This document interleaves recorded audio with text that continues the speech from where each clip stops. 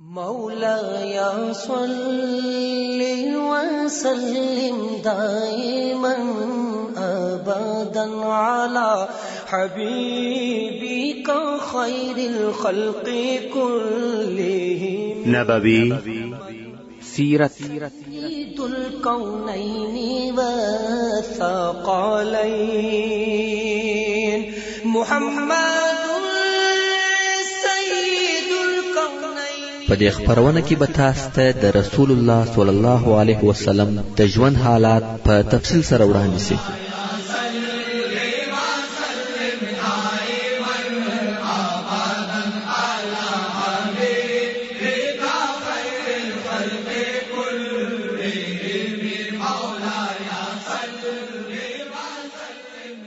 تعليم الإسلام.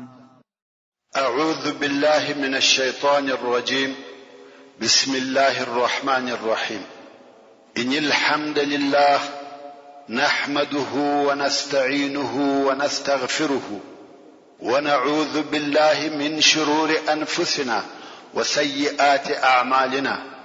من يهده الله فلا مضل له ومن يضلل فلا هادي له. وأشهد أن لا إله إلا الله وحده لا شريك له وأشهد أن محمدا عبده ورسوله. أما بعد، محترم ورونو، موږ هغه حالات بیانول چې رسول الله صلی الله علیه وسلم ډیر ژر دغه نقشې په عملي کولو شروع وکړ او هر لس نفره مسلمانان یې په دې سره امر کړ چې 40 ذراع خندق به کینی. ورونو، دغه خندق د ځای او کیفیت لپاره مجبور یم چې د مدینه منورې کروکی یا جغرافیایي کیفیت درته بیان کوم. دا د دې لپاره چې موږ پوسو چې خندق څنګه او چیرې وکیندل سو او رسول الله صلی الله علیه وسلم ولې دغه ځای د خندق د کیندلو لپاره اختیار کړ او پاته يهود د مدینه منورې په کومه منطقه کې اوسېده او دغه یو خندق څنګه ټوله مدینه منوره د دشمن څخه وساتل. ورونو، د مدینه منورې ښار په خپل په یو عجیب شکل سره واقع وو. هغه داسې چې مدینه منوره د درو حرو په مابین کې پرته وه، حره الواقم، حره الوبره او بل هغه حره وه چې د مدینه منورې په جنوب کې وه. حره څه شي ده؟ حره وهغه لوی او پراخه دشت او منطقه ته ویل کیږي چې ټوله وچ او اوار دشت. اوار خو دغه دشت په لوی لوی تورو غټو شوي او ګردیو ډبرو ډک وي. پراخه او لوی دشت چې مځکه یې رېګنه ده او په دغه ریګ کې لوی لوی غټي توري شوي او ګردی ډبرې یوه د بلې اړخ ته پرتې وي. دغه سمځکه ته په عربي کې حره وای. اوس نو په دغه حره کې پیاده او یو سړی په ډېر تکلیف او مشکلاتو تک کولای شي او هغه هم 1 کیلومتر لار ممکن په یو شباروز کې نه کې قطعه، مګر د سپاره سړي یا د لشکر لپاره په دغه حره کې د تیرېدو امکان نشته. نو مدینه منوره په طبيعي شکل د درو طرفو څخه په دغه درو حاراتو سره ساتلې و او هغه منطقه چې په جنوبي طرف کې د دغو حاراتو په مابین کې دي هغه بیا ټوله باغونه دي چې هلته هم دشمن نشي ورننوتلی او د مدینه منورې په جنوب کې یو غر دی چې د جبل عیر په نامه سره یادېږي. اوس نو مدینه منوره طبیعتا د درو طرفو څخه وساتل شوه لکه قلعه چې پورا ګرځېدلې وي چې هغه درې ساتلي او محفوظ طرفه شرق، غرب او جنوب دي. په مدینه منوره کې د یهودو ځایونه چیرې دي؟ و مدینه منورې ته اول او نږدې کلی د بني قینقاع د یهودو کورونه و چې دغه کورونه تر نورو ټولو کلو و مدینه منورې ته هغه نږدې کلی دی او د بني قینقاع یهود استل سوي دي چې قصه د مخه درته بیان شو. او بل په حره جنوبیه کې د بني نظیر د یهودو کلی او کورونه دي او هغه هم لږ موده مخکې وایستل شو چې قصه په تفصیل سره درته بیان شو. اوس نو د يهودو څخه فقط هغه د بني قریظه يهود پاتې دي چې د هغو کورونه او قلاوي د مدینه منوره په جنوب شرق کې او د دوه حرو په مابین کې چې حره شرقیه او حره جنوبیه دي واقع دي، چې په دې حساب سره و مدینه منوره ته د داخليدو یوازنی لار د بني قریظه د يهودو د طرفه څخه ده چې د حره شرقي او حره جنوبي مابین دي. دا خو و مدینه منوره ته یو لار شوه، او بل د مدینه منوره د شمال طرف هم خلاص دي. اوس نو فقط دغه دوه لارې یا دوه ځای دي چې ممکن د کفارو لشکر دي دغه دوه ځایو څخه پر مسلمانانو حمله وکړي او مدینه منوره ته دي داخل سي، یا د جنوب شرق څخه چې هلته د بني قریظه د يهودو کلی دي چې د دوه حرو په مابین کې واقع دي، یا د شمال د طرفه د هجوم او حمله امکان شته. اوس چې رسول الله صلی الله علیه وسلم د خندق د کیندلو اراده وکړه، نو یې د بني قریظه يهود راوغشتل چې په خوا هم د مسلمانانو د طرفه د دغه يهودو سره د صلح او همکاري عهد او وعده موجود و. بیا یې هم هغه عهد نوی او تازه کړ. يهودو هم ټینګې وعده ورکړې چې موږ ستاسو پر طرف یو او دغه لارې ساتنه پر موږ ده. هیڅ کله به کفار پرې نږدو چې دغه لارې څخه دي مدینه منوره ته داخل شي. دغه د جنوب شرق د لارې ساتل زموږ وظیفه ده چې په دې عهد او پیمان سره مدینه منوره د ټولو اطرافو څخه وساتل شو بیل شمال څخه. په شمال کې بیا د احد غر دی، خو مدینه منوره او د مدینه منوره کورو ته نږدې یو بل غر دی چې جبل سلعه ورته ویل کیږي. اوس نو رسول الله صلی الله علیه و آله وسلم د مدینه منوره په شمال کې د خندق د کیندلو د پاره ځای اختیار کړي چې دغه خندق د مدینه منوره شمالي طرف وساتي. که څه هم هلته په حره الوبره کې ځینې داسې ځایونه و چې ممکن څوک تراتیر سي، خو مسلمانانو هغه ځایونه هم په کوچنیو خندقو بند کړل. مګر لوی او عمومي خندق د شمال خندق و او رسول الله صلی الله علیه وسلم د مسلمانانو د لشکر د اړولو د پاره هم ځای خوښ او انتخاب کړ چې هغه ځای د خندق او جبل سلعه په مابین کې و چې دا ځای هم د مدینه منوره په شمال کې واقع دی. اوس نو د مدینه منوره څخه نیولې بیا د احد تر غره پورې خندق کیندل کیږي او جبل سلعه هم د مدینه منوره او د خندق په داخل کې راغلی. رسول الله صلی الله علیه وسلم د خپل لشکر د پاره داسې ځای خیمه ودرولې چې خندق د دوی و شمال ته سو او جبل سلع د مسلمانانو د لشکر و شاته سو. اوس نو مدینه منوره پوره وساتل سو، هیڅ داسې لار نشته چې داغه طرفه دی و مدینه منوره ته لشکر ور داخل سي. بیا نو د خندق په کیندلو شروع وسو. دا خو معلومه او ښکاره خبره ده چې خندق ډیر اوږد دی او ډیره مسافه نیسي، نو خود کیندل آسانه کار نه دی. رسول الله صلی الله علیه وسلم مسلمانان سره تقسیم کړ او د هر لس نفرو د پاره یو مشر وټاکي او هر لس نفرو ته 40 ذراع مزکه د کیندلو د پاره ورکړ. صحیح او منظم تقسیمات وسوه. د هر ډلې د پاره د کیندلو ځای او اندازه معین کړه سو. اوس خو تاسو ته د خندق اوږدوالی در معلوم سو چې د مدینه منوره شمالي طرف یې ټول نیولې و، مګر عمق یا د خندق ژوروالی څونه و؟ خندق په دونه اندازه ژور و که یو څوک و دغه خندق ته ورولويږي بیا نو دغه څخه راپورته کېدل یا راختل سخت او مشکل و. په اساني څوک نسوای ځین راپورته کېدلای او د خندق عرض یا بر دونه و چې آس نسوای تر غورځېدلای بیل هغه اصلي او تیزو اسانو څخه چې هغه هر چا نه درلود، مګر عادي او معمولی اسانو نسوای کولای چې تر واوړي. دا د خندق بر او ژوروالی. اوس نو د خندق کیندل دغه شرایطو سره موافق شروع شو چې دغه کار د کفارو او احزابو دراتګ د پاره د مسلمانانو تیاری او آمادګي و. صحابه کرامو د خندق په کیندلو شروع وکړ.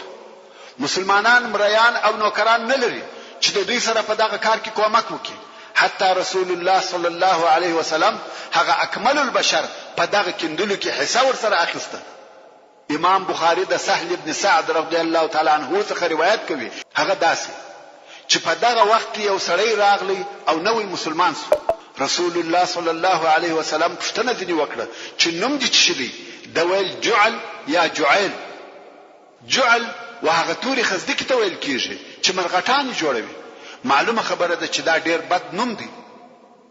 د رسول الله صلی الله علیه وسلم دغه نوم نسو خوښ، نو یو سړی ته ویل چې د نن ورځې څخه ستا نوم عمر دی، هغه نوم دې پرېږده او عمر دې نوم کښېږده. سړی ویل هو زه عمر یم. مسلمانانو د دغه واقعې څخه شعر جوړ کړي چې هغه داسې و: سماه من بعد جعيل عمرا وكان للبائس يوما ظهرا. صحابه کرامو به د کار په وخت کې دغه شعر وایه او هغه شعر به هم وایه کوم چې د مسجد نبوي او مسجد قباء د جوړولو په وخت کې وایه چې هغه داسې و: اللهم ان العيش عيش الاخره فاغفر للانصار والمهاجره. امام بخاری د انس رضی الله تعالی عنه څخه روایت کوي چې رسول الله صلی الله علیه وسلم وخندق ته ورووتی، ویل د چې مهاجرین او انصار په یو یخ سهار کې خندق کینی. دوی مریان او نوکران نه درلوده چې دغه کار وکړي. رسول الله صلی الله علیه وسلم چې د دوی دغه ستړیا یخ او لوږه ولیده نو یې وویل: اللهم ان العيش عيش الاخره فاغفر للانصار والمهاجره. یعنی په تحقیق سره ژوند د آخرت ژوند دی، نو الهي تو انصارو او مهاجرینو ته عفو وکړه. صحابه کرامو د علیه الصلاة والسلام په جواب کې ویل: نحن الذين بايعوا محمدا على الجهاد ما بقينا ابدا. موږ هغه کسان یو چې د محمد صلی الله علیه وسلم سره مو ترڅو چې موږ ژوندي یو پر جهاد بیعت کړی دی. او عبد الله ابن رواحه رضی الله تعالی عنه چې شاعر وو دغه بیتونه جوړ کړل: اللهم لولا انت ما اهتدينا ولا تصدقنا ولا صلينا فانزلا سكينه علينا وثبت الاقدام الا قينا ان الاولى رغبوا علينا وان ارادوا فتنه ابينا. امام بخاری د براء ابن عازب رضی الله تعالی عنه څخه روایت کوي چې وایي: ما رسول الله صلی الله علیه وسلم ولیدي چې د خندق خاورې چلولې ترڅو چې په خاورو او دوړو کې داسې پټو چې ما د علیه الصلاة والسلام د مبارک نس پوست نه لیدي. د پوست پر ویښتانو یې دونه ګرځ او خاورې پرتې وې چې نس مبارک یې نه معلومه دي. او دغه خاورو چلولو په وخت کې مې دغه د عبد الله ابن رواحه بیتونه ځینې واورېده چې د ځان سره ویل. صحابه کرامو به د کار په وخت کې دغه اشعار ویل او رسول الله صلی الله علیه و سلم به هم ورسره ویل. اوس چې د کندلو کار پر لپسې شروع دی، صحابه کرام په وجه نس په کندلو کې ډېر کوشش کوي، کار په ډېر شوق او چالاکي سره کوي، مګر د لوږې څخه تر داسې اندازې په تکلیف و چې زړه به دې پر ټوک ټوک سي.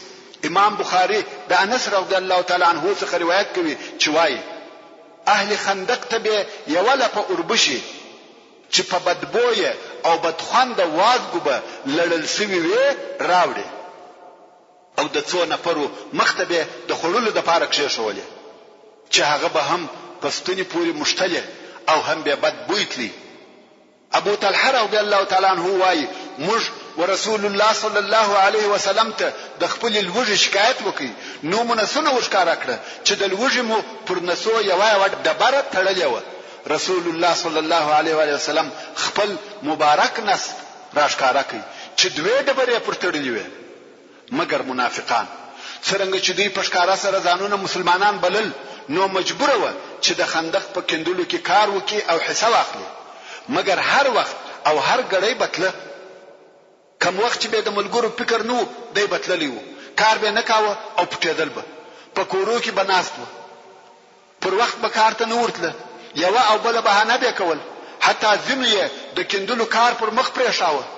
ځینو به بیا ویل: یا رسول الله، زموږ په کورو کې څوک نسته، بیریږو چې د جنوب د طرفه څوک حمله پر ونه کړي. نو موږ غواړو چې د خپل کورو د ساتنې لپاره په کورو کې پاتې شو. او رسول الله صلی الله علیه و آله وسلم به ودغه نفرو ته اجازه ورکول چې ولاړ شي، ځکه اصلا په دوی کې خیر نه او صحابه کرام به په خپل کندلو مشغوله وو. دې کندلو ډیر وخت او ډیر شپې او ورځې په بر کې ونیولې. ورونو د کندلو په وخت کې د رسول الله صلی الله علیه وسلم ډیر معجزې یا د نبوت ډیر علامې ښکاره شوې دي او دغه معجزو د ښکارا کېدو د لپاره یو سبب موجود وو. هغه دا چې دغه وخت ډیر باریک او د امتحان څخه ډک وخت وو. نو د رسول الله صلی الله علیه وسلم معجزې د مسلمانانو د لپاره د ثبات او پر اسلام د دوی د پاتې کېدو سبب وګرځیدي چې اوس به هغه معجزې یو درته بیان شي. په مسلمانانو کې ډیر فقر او ډیر غریبي و او د خندق د کندلو په وخت کې په شدید الوجه مبتلا و، تر داسې اندازې چې رسول الله صلی الله علیه وسلم پوره 3 ورځې هیڅ شی نه خوړلی، ځکه د خوړلو د لپاره شی نه و چې وی خوري او د ډېرې لوږې په سبب یې پر نس مبارک ډبرې تړلې وې.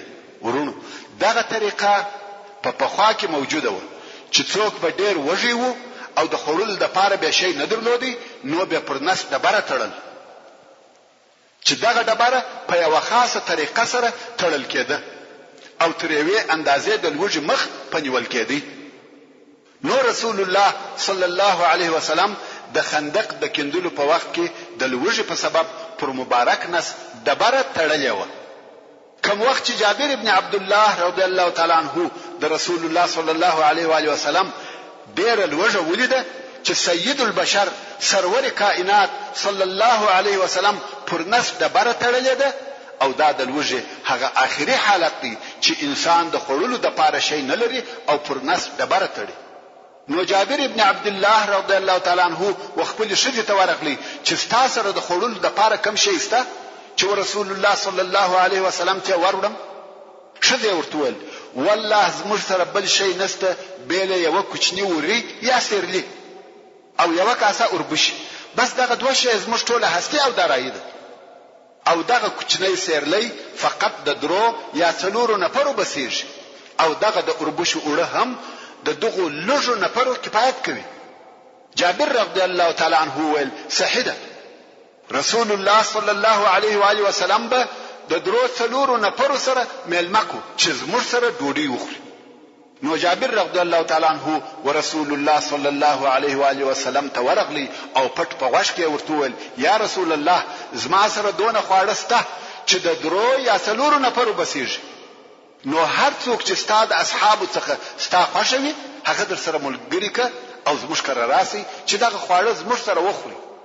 دلته نو رسول الله صلی الله علیه و آله وسلم په لوړ اواز سره ناره کړه یا قوم جابر تاسو ملمانه کړی یاست.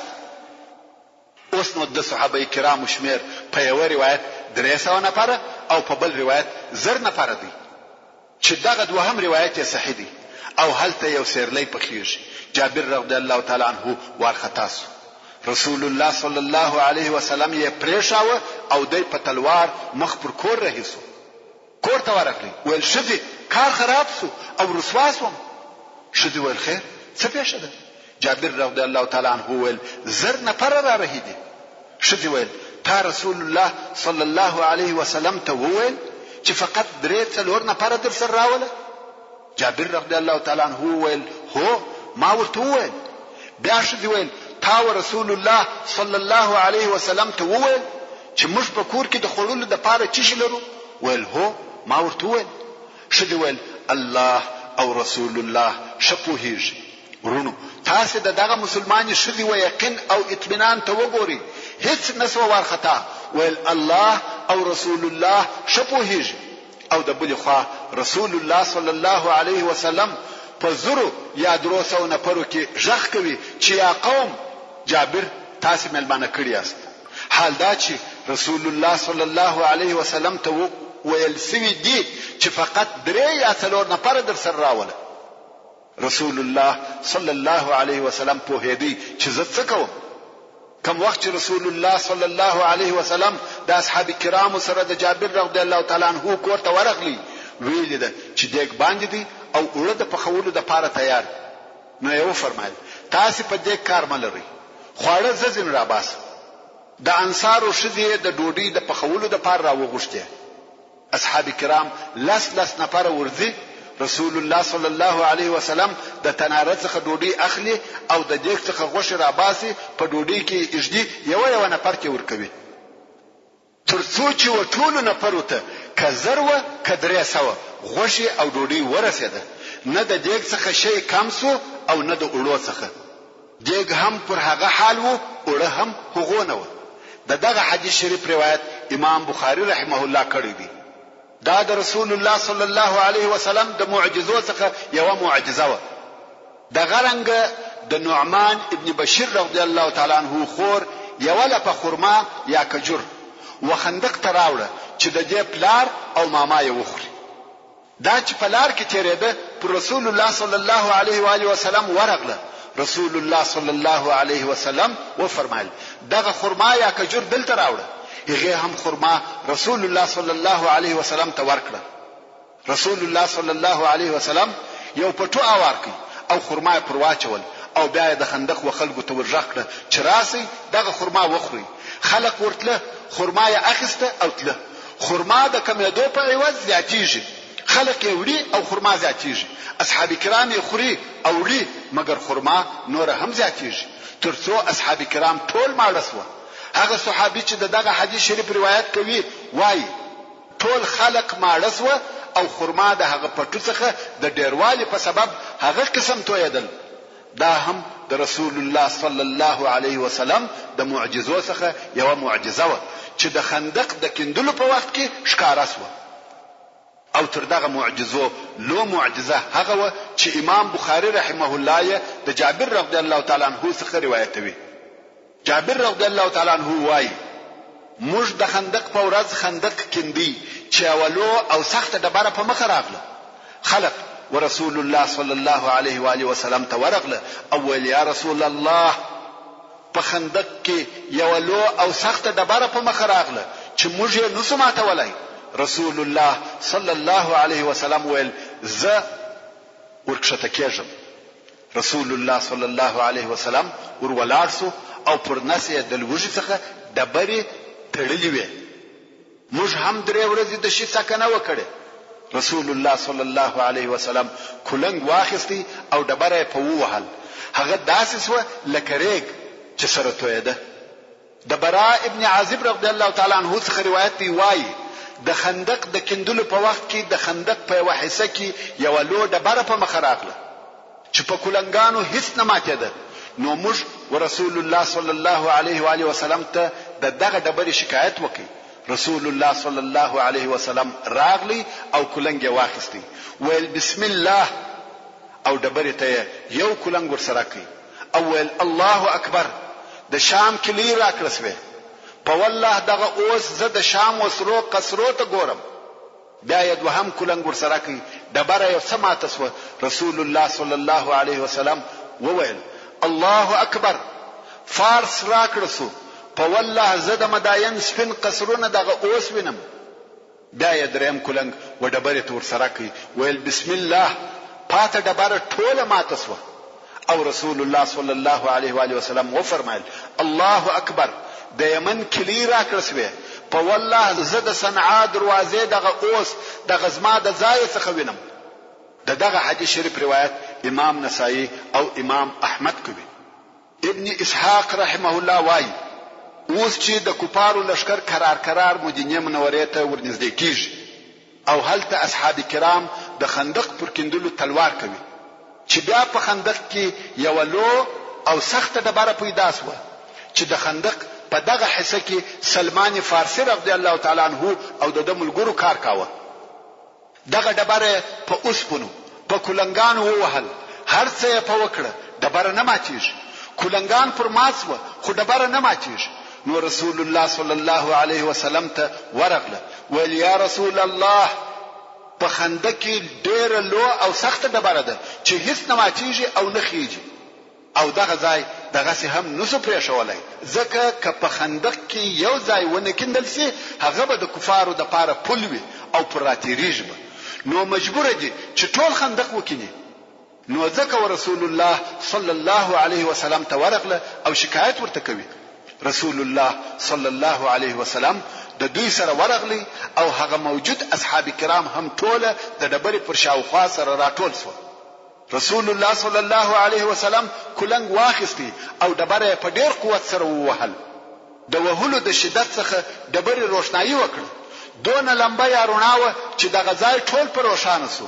دغه نور یا رڼا په لیدلو سره رسول الله صلی الله علیه وسلم نارې کړه الله اکبر. دوهم واری بیا ډبره ووهل. ډبرې بیا لمبه یا روښنايي وکړه. رسول الله صلی الله علیه وسلم بیا نارې کړه الله اکبر. دریم واری بیا ډبره ووهل. ډبرې بیا لمبه وکړه او ټوک ټوک سوه. رسول الله صلی الله علیه وسلم بیا نارې کړه الله اکبر. کوم وخت چې رسول الله صلی الله علیه وسلم د خندق څخه راپورته سو اصحاب کرامو پوښتنه وکړه ویل یا رسول الله دغه روښنايي د څه شو؟ رسول الله صلی الله علیه وسلم وفرمایل آیا دغه روښنايي مو ولیده؟ دوی ویل هو. رسول الله صلی الله علیه وسلم وفرمایل کوم وخت چې مې اول وار ډبره ووهل د شام ملکونه مې د مسلمانانو په حکم کې ولیده. کوم وخت چې مې دوهم وار ډبره ووهل د فارس شارونه مې د مسلمانانو په حکم کې ولیده. او دریم وار چې مې ډبره ووهل یمن مې د مسلمانانو په حکم او لاس کې ولیدي. اصحاب کرام په تعجب کې سول. اوس دوی محاصره دي، په بیره او خطر کې دي. هغه احزاب او د کفارو مختلف لشکري ورته رارهدي او رسول الله صلی الله علیه وسلم په دغه حال کې د فارس او روم په فتح کولو زیری ورکوي چې د هغه وخت د مځکې پر مخ هغه دوی لوی پاچاهي او لوی مملکتونه دي. ورونو د یرموک جنگ د هجرت په 14 کال کې وو، یعنی د خندق تر غزا نه کال وروسته چې په هغه جنگ کې روم ته شکست ورکول شو او شام مسلمانانو فتح کړ. او د قادسیه جنگ د هجرت په 15 کال کې وو، یعنی د خندق تر غزا 10 کال وروسته چې په هغه جنگ کې عراق فتح شو او د فارس نور ملکونه پر لپسې فتح کېده. په 10 کلو کې دغه حالت پیښ شو چې فارس او روم شکست خوري او مسلمانان پر کامیاب کیږي. چا دا فکر کاوه او د چا دا امید وو؟ اوس په خپل مسلمانان محاصره دي او د خندق تر شا ځانونه ساتي، مګر د الله جل جلاله په اراده مسلمانانو په 10 کلو کې د دنیا دوی لوی پاچاهي مات کړه. د هغو ملکونه او شارونه یې فتح کړه. دا د ایمان برکت دی. ایمان چې په زړه کې قرار ونیسي او ټینګ سي، ناممکنه کارونه ممکن سي. کم مسلمانان چې دلته په دغه خندق کې موجود و د هغو د رسول الله صلی الله علیه وسلم دغه زیری وزړو ته ولويده او وې منل، مګر کم منافقان چې موجود و هغو په خپل مابین کې سره خندل او ویل به چې دا والله عجب خبره ده. اوس په موږ کې داسې څوک نشته چې خپل انساني ضرورت ته دی په فارغ زړه سره ولاړ شي، بیریږي او د بیرې څخه د خپل حاجت لپاره نسیتلای. او دی یعنی رسول الله صلی الله علیه وسلم د روم او فارس د فتح کولو زیری راکوي. نو به دغه منافقانو یو د بل سره ویل ما وعدنا الله ورسوله الا غرورا. دا غرور دی، دی په خپل محاصره دی او مغرور دی. ګمان کوي چې دی په ټوله دنیا مسلط سي. الله عز وجل دغه منافقانو خبره په هغه آیات شریف سره ورات کړي چې لږ وروسته به تلاوت سي. مسلمانان د خندق د کندلو په کار پر لپسې مشغوله و. ټول ورځ به کندل کول او د شپې بخپل کورو ته تله، ترڅو چې د خندق کندل د هغه خپل نقشې سره برابر د مخه تر دې چې د کفارو لشکر و مدینه منورې ته ورسېږي پای ته ورسېدی.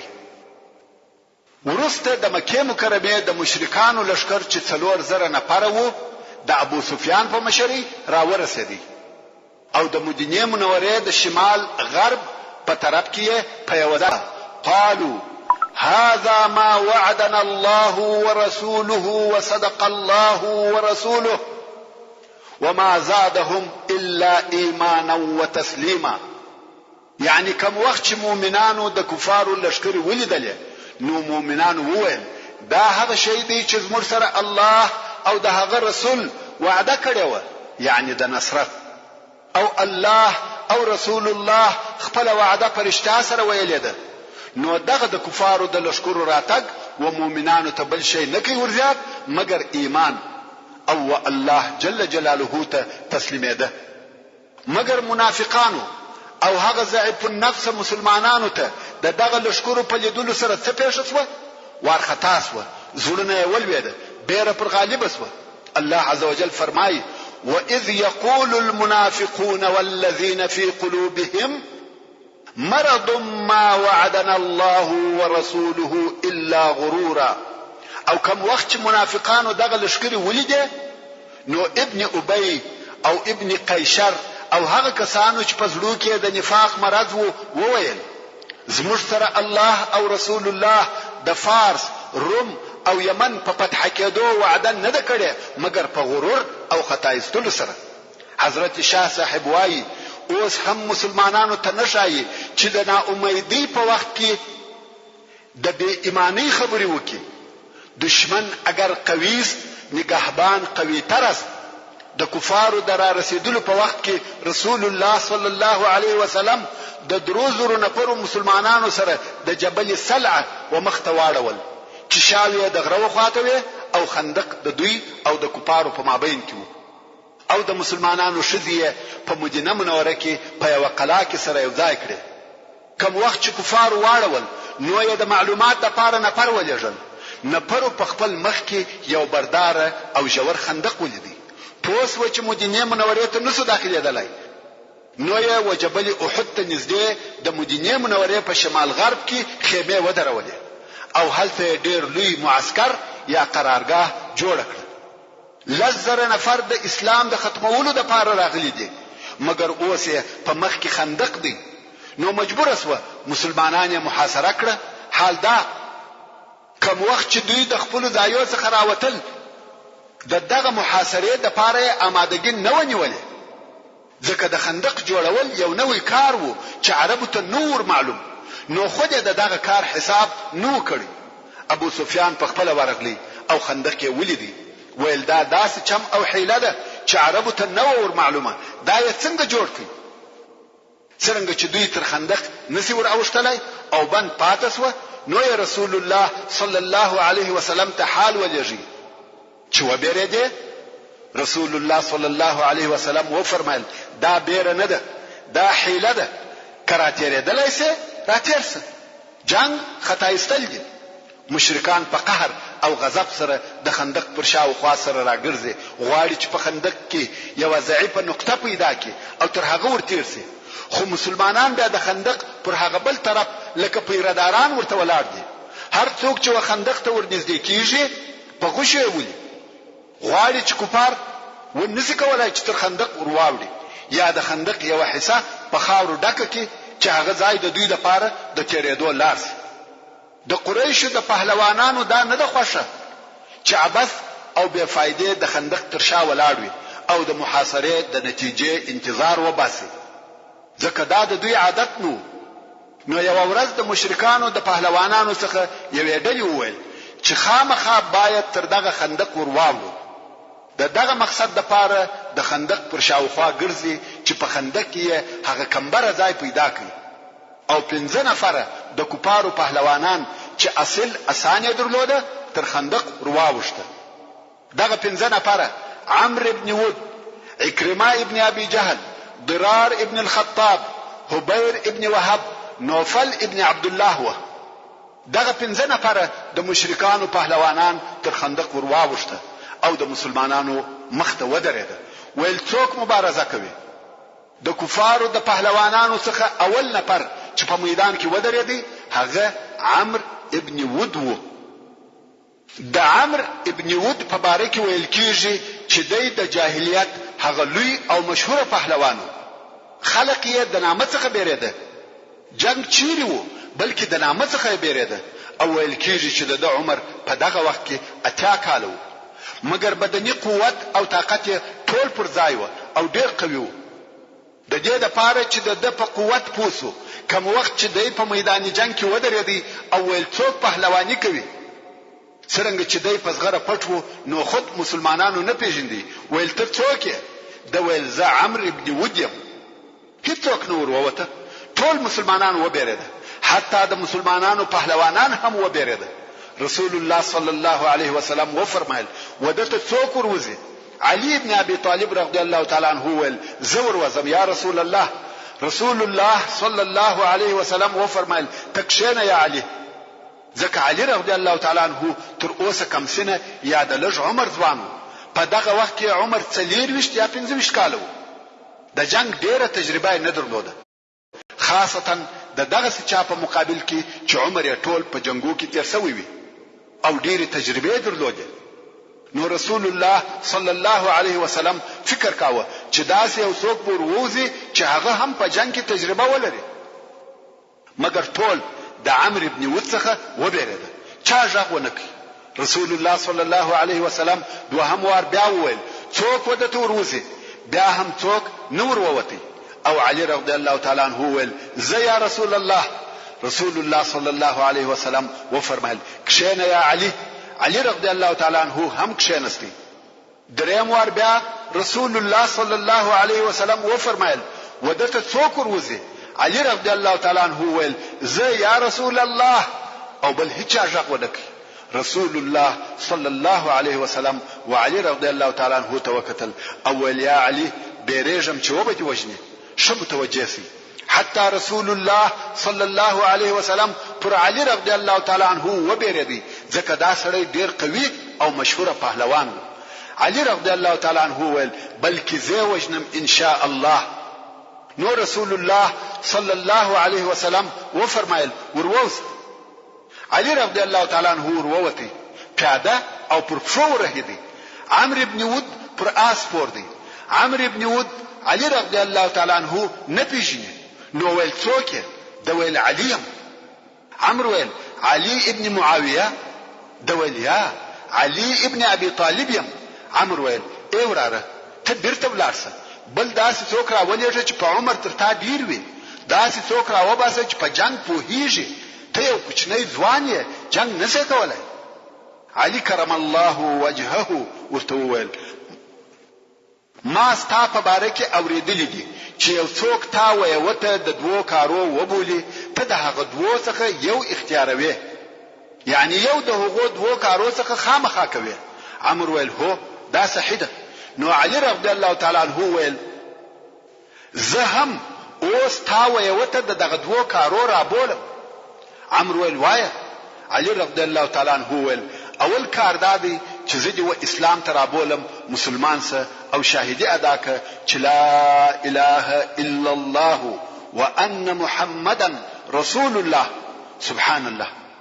ورونو تاسو متوجه یاست دا د حضرت علي رضی الله تعالی عنه ذکاوت او ایمان دی.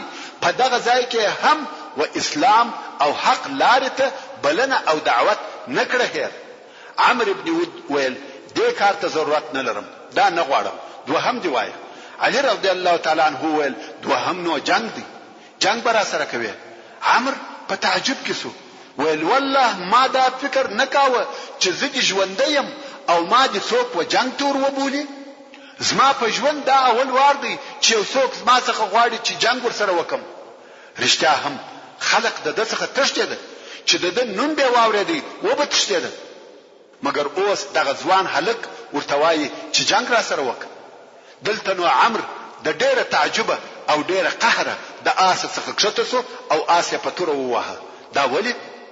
دا ځکه چې علي رضی الله تعالی عنه پیاده او پر پښو. نو عمرو دا عیب بلی چې زه پر آس یم او دی پیاده وي او جنگ ورسره کوم. نو یې غوښته چې دی هم علي غوندې پیاده وي. دا د عمرو غرور او تکبر و. اوس نو د دوی په مابین کې جنگ شروع شو.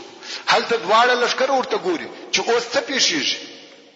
د دوو قوي پهلوانانو په مابین کې لوی او قوي جنگ شروع دی او دواړه پیاده دي. عمرو ابن ود توره پورته کړه او د علي رضی الله تعالی عنه پر سر یې په ډېر قوت واري وکړي. د دې واري دونه قوت وو کم چې د علي رضی الله تعالی عنه څخه هغه سپر ورڅخه وو، هغه دغه واري و مخ ته ونیوي. د واري د ډېر قوت څخه توري هغه سپر مات او پرې کړ. توره د علي رضی الله تعالی عنہ پر اوژه وموشته او هغه زغره چې علي رضی الله تعالی عنہ اغوسته و هغه هم پریس و مګر د علي رضی الله تعالی عنہ اوژه زخمی نسو. اوس نو ته فکر وکړه چې دا ضربه په څونه قوت او زور سره و د اوسپنې دوه شی پرې کړه یو سپر او بل زغره. د علي رضی الله تعالی عنہ سپر مات سو او اوس به سپر جنگ کوي. پر عمرو ابن ود شاوخوا راګرځي او د وهلو د پاره لار پیدا کوي. د دوی حرکتونه تیز و شا او مخته کیږي. دغه حرکتو څخه دوړه پیدا سو او دوړه نور هم زیاتېده تر داسې اندازې چې دوی دواړه په دغه دوړه کې پټ سو. دوی په دوړه کې په جنگ مشغوله دي او څوک یې نه ویني. د نن په دوړه کې جنگ روان دی. دواړه لشکره په حال نه دي خبر چې هلته څه کارونه کیږي. دغه په دوړو پټ جنگ یو ساعت دوام وکړي. څوک یې نه ویني. دوړي دي او دوی په جنگ کې اخته دي. هغه څوک چې په دغه ځای کې حاضر وو هغه وایي والله ما په ټول ژوند کې داسې جنگ نه ولیدلی. دغه شدید تیز چالاک او د حرکتو ډک جنگ او خلک هم نه پوهیږي چې څه به پیښ شي او نسی کولای چې د جنگ حالات پوره وویني ځکه دوړي دي. چې یو وار د دوړو د مابین څخه یو لو ناره واورېدل شو چې ویل الله اکبر او دلته رسول الله صلی الله علیه و آله وسلم ناره کړه الله اکبر. بیا نو د دوړو د مابین څخه علي رضی الله تعالی عنہ راووتی او د کفارو د پهلوانانو مشر عمرو ابن ود وجلی. هغه عمر چې خلک یې د نامه څخه بیریده ووجل شو. هغه څلور نور پهلوانانو چې عمر ولیدي چې ووجل شو و بیریده. مخ پر خندق پزغستا سو او غواړي چې تر خندق بیرته واوړي. په دونه ورختای سره زغلی چې د عکرمه ابن ابي جهل څخه خپل نیزه دالته پاتې سو. 3 نفر تر خندق واوښته چې د بل طرفه څخه د مسلمانانو مشهور فارس او پهلوان زبیر ابن العوام رضی الله تعالی عنہ را ورسېدی او پر نوفل ابن عبد الله ابن معاویه حمله وکړه چې دوی هم د کفارو د مشرانو څخه یو مشر وو. زبیر رضی الله تعالی عنہ تر پورته کړه په دونه زور او قوت دغه نوفل ووهه چې نوفل پر مابین دوه ځای کړ. نوفل دوه حسیسو نیمه د آس و طرف ته او بل نیمه د آس و بل طرف ته ولوېدی. په بخاری شریف کې حدیث دی چې عبد الله ابن زبیر رضی الله تعالی عنہ وایي ما زما پلار ولیدي چې نوفل ابن معاویه پر مابین دوه ځای کړ. دا د عبد الله د سترګو لیدل سوی حالت دی.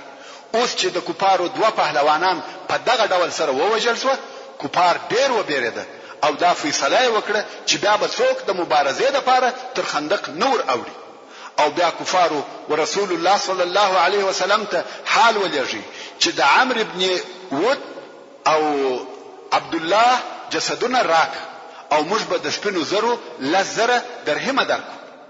دا په کفارو کې دغه دوه نفرو مقام وو چې د دوی مړه بدنونه د شخولو لپاره په لزره درهمه غوښته.